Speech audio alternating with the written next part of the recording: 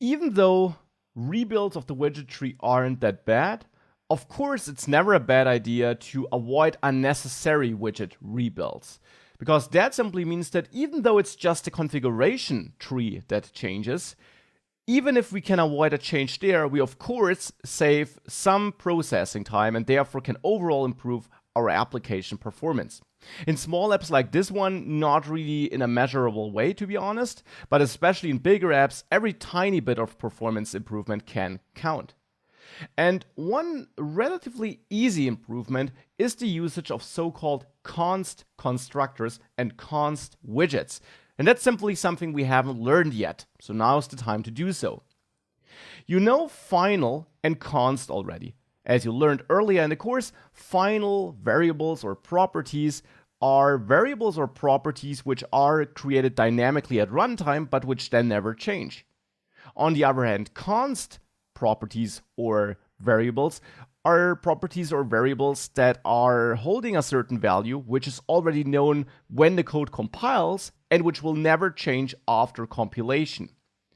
Now you can also build so-called const constructors. Now what's a const constructor though? Let's go to our chart bar here. There we have a constructor. Here it is. And what you can do is you can add the const keyword in front of that constructor as well. You can do this if you bind all your arguments here in the constructor to final properties. So for example, if I turn that string into a non-final string here, so if that label is not final, we get an error down there that we can't make this a const constructor for non-final fields. But if you only have final fields which you're targeting, so if you're saying that whenever you're creating an instance of this chart bar class, this instance will be unchangeable because you won't be able to then access this instance with the dot notation and change the label after this object has been created, then you can mark this as const, which means every instance of this object you create is immutable. You can't change it. So what I mean in detail here is that in the chart widget, in the chart class, where we create the instance of the chart bar, this here in the end is just the instance of a class. It's an object, right? Of course, an object that's treated and used as a widget by Flutter, but most importantly, it's a normal Dart object, just like if we built an object based on our transaction class. So therefore, as on every object, we can use the dot notation after it was created, so after the closing parentheses of our constructor, to interact with that object. And there, for example, we can access the properties of that object, the label, the spending amount, the spending percentage of total. Now, we don't typically do that on our widget objects because we don't use them like normal objects in Flutter and Dart. Instead, we simply use them to pass them on to the Flutter widget tree. But you could access the label here if you wanted to read the label for this concrete chart bar instance. Now, when the label is marked as final, as it is here, what you would never be able to do is assign a new value to label here with the equal sign. That's simply not possible because it is final. Now that's what I mean with immutable, an immutable object. This object, the chart bar object, the chart bar class, is immutable as soon as it's instantiated because all its properties, so all the things you can access with the dot notation, are marked as final. And then you can turn this, or you can annotate this with const to make it clear that your intention with this class is that every new object that's created based on it is immutable, so it can't be changed. You can only change it by replacing it with a new instance. And if you remember what I said earlier about the widget tree and the element tree and the render tree, I said there that the widget tree is full of immutable objects. All the widgets are immutable. When the build method runs, in the end, it creates a bunch of new instances because it calls the constructors again. So then it replaces the old instances with the new ones. It does not go ahead and take the old widget and only update its label by assigning a new value. Instead, it creates a new widget with a new label passed into the constructor. That's what's happening. So that's why we can use const here. Now, when we have const here, and we do indeed create instance of this widget with compile time constant data, then we can let Flutter know about it. So here we could then, when we use our immutable widget, we could add const in front of it. Now, in theory, in Flutter, every stateless widget you build is immutable, and you can add const in front of the constructor of basically every stateless widget you build, because in stateless widgets, you always have final unchangeable properties, because you can't use setState in here and update the user interface if you would change a property anyways. So hence, basically all your stateless widgets are theoretically immutable or are immutable.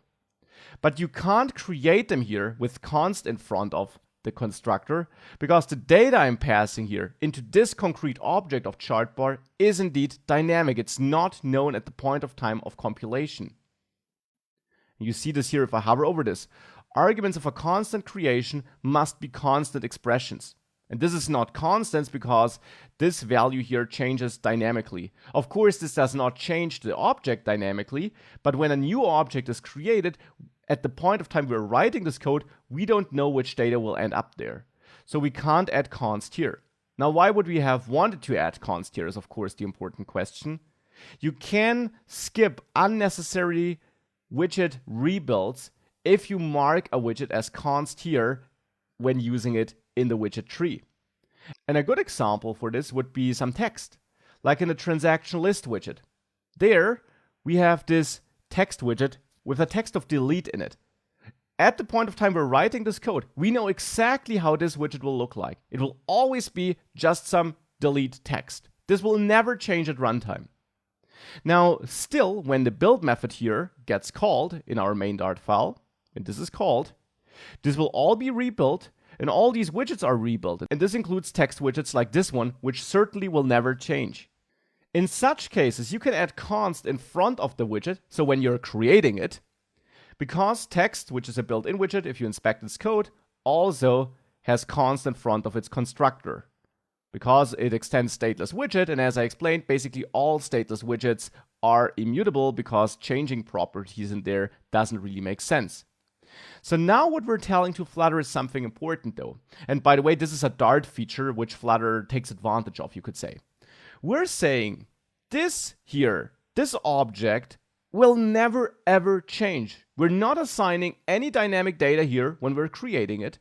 So when build gets called again, and when Dart goes through this code and creates all these widgets anew, it doesn't have to do it for this one, because we certainly know that this will be the exact same element, the exact same object as it was in the previous widget tree. Other parts of this widget tree might change, but this text certainly won't. Now, by default, Flutter doesn't know that, and it would rebuild this text widget again. Of course, it's not super costly to do so because it only happens in the widget tree, and that is done very efficiently, but still, if we can skip one extra redundant object instantiation, we should do it. So adding const here is a good idea because that tells Dart that the value after it will never change, and that tells Flutter that since this will never change, when it rebuilds the widget tree for this specific widget, it can simply take the old widget which was in the same position. It doesn't need to recreate the object. It's similar for the icon here, for example. Icon also is in the end a class that has a const constructor. And here we're not deriving the icon we want to use dynamically. Instead, it's already known at compilation time, so we can mark this as const as well. It's the same, for example, down there for this icon. It's different for this text here, though. This text here, of course, also uses the text widget, but the data we output as text does change dynamically. So when build gets called again, this could have a different value than when build was called the last time. So here we can't use const, and indeed if we tried, we get an error that in the end we're passing non-constant data to this constructor. But there are a lot of cases where you can use const. For example, also here for edge insets all. Edge insets also is a class, and there it also has const in front of the constructor, so we can add const here too, because this value here, which we use to derive the padding we want to set, is also known at compilation. We never change that value. If you wanted to make this padding overall const, though, this overall widget, you would get an error, because whilst of course the padding value here is constant, a child widget of this padding, and this is part of the constructor of the padding object, is not constant. This holds in the end some other dynamic child widget, this text here, which holds some dynamic content. So the overall padding widget, the padding object here, is not immutable, but a part of it, the object we assign for its padding argument, this would be constant. Now you can certainly identify more opportunities where you could do this. For example, for this sized box widget, which only has one argument with a compilation time constant value. Not for this text here though, because there, the theme, we could change that, so here we can't do it. But in other places in the code, you might still be able to add const. Now obviously, you'll not double the speed of your application with tiny changes like this. But still, it's a good habit to get into and something you might consider in your app. Maybe not whilst you're writing it, because there you typically want to implement new features and you might not think about optimizing the code yet.